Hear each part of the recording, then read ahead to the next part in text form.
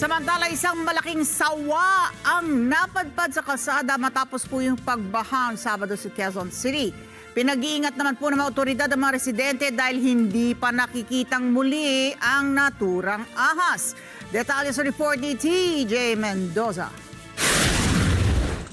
Ikinagulat ng mga residente sa North Fairview ang paglitaw ng sawa matapos ang malaking baha sa kanilang lugar. Nakita ang sawa ng mga kabataan sa kalsada ng Gracma Street sa pagitan ng Rand Street at Won Street alas 3 ng madaling araw.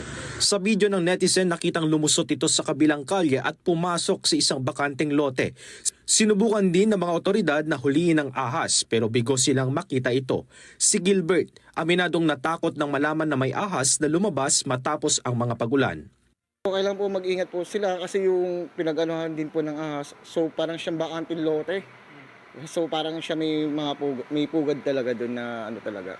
Siguro yung size nung siguro awat mga 7 feet. Tapos pwede na siyang kumain ng isang pusa. Kayang-kaya na. Sobrang laki ko kasi.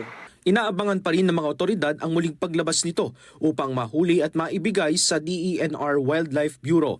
Pinapayuhan naman ng mga residente sa paligid ng nasabing bakanteng lote na mag-ingat at maging mapagmatsyag. Anumang makita o obserbasyon ay agad ipag-alam sa barangay para sa agarang aksyon. Patuloy na pinag-iingat ang publiko para maiwasan ang anumang panganib dulot ng ahas. TJ Mendoza para sa mata ng Agila. Matatag, matapang, matapat.